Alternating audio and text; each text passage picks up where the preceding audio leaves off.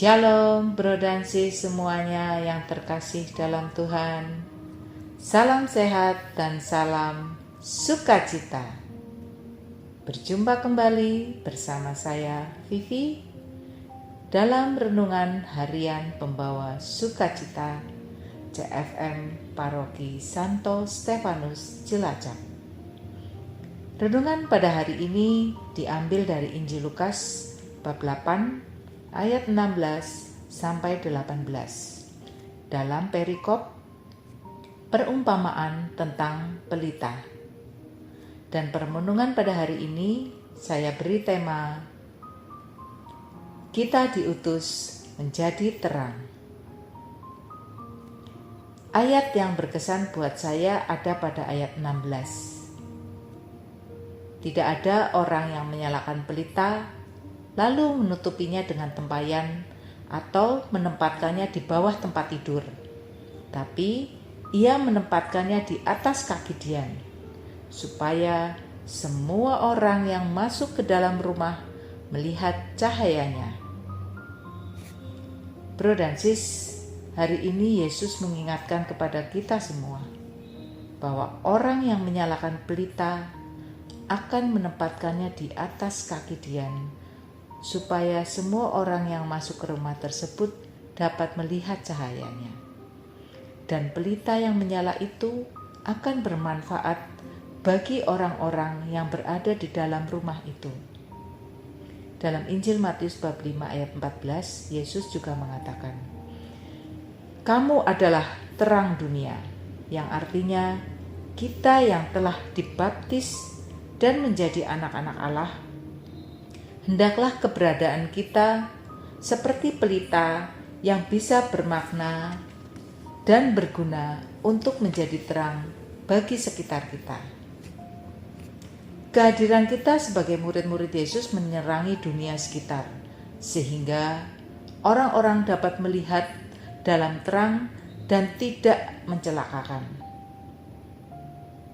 Situasi dan pengalaman kegelapan banyak kita dapati di dalam diri kita sendiri, keluarga kita, komunitas, dan lingkungan di mana kita bekerja. Berbagai macam kegelapan itu adalah keadaan di mana orang sedang mengalami sakit fisik, kehilangan saudara atau anggota keluarga, di PHK, gagal dalam studi, dan masih banyak lagi. Dalam seperti itulah kita semua diutus untuk menjadi terang bagi mereka, memberikan kekuatan, harapan, peneguhan, dan penghiburan bagi semua yang sedang mengalami kegelapan. Bro dan sis, saya akan sedikit men-sharingkan cerita.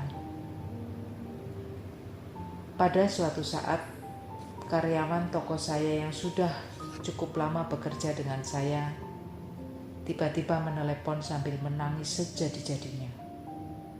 Saat itu saya yang sedang dalam kereta untuk perjalanan pulang pun menjadi bingung.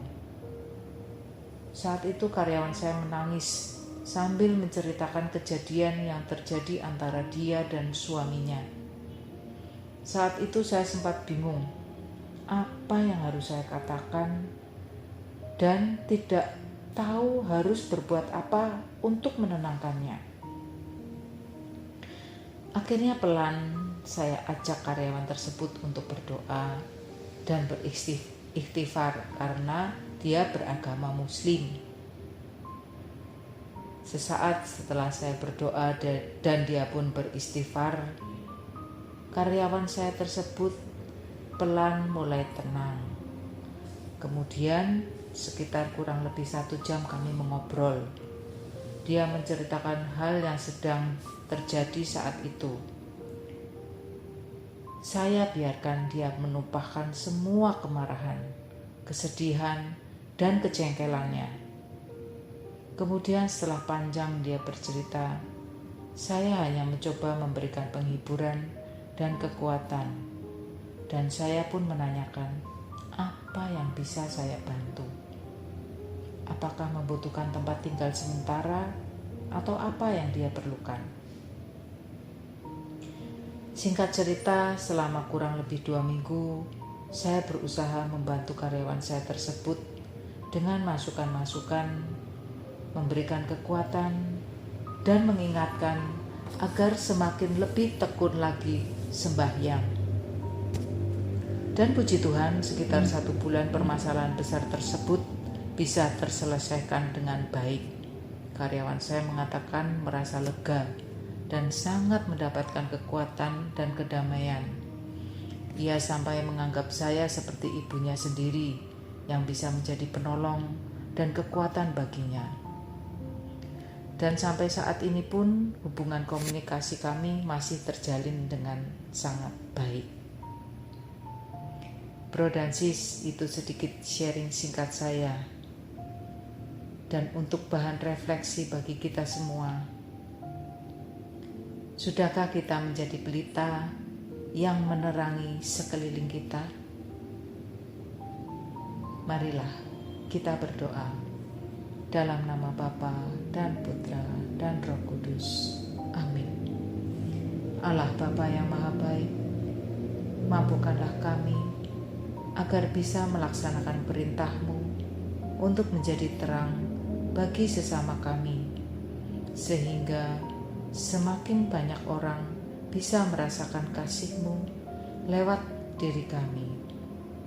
Doa ini kami haturkan dengan perantaraan Kristus, Tuhan dan Juru Selamat kami. Amin. Dalam nama Bapa dan Putra dan Roh Kudus. Amin. Terima kasih bro dan sis semuanya. Berkah dalam. Salam sukacita.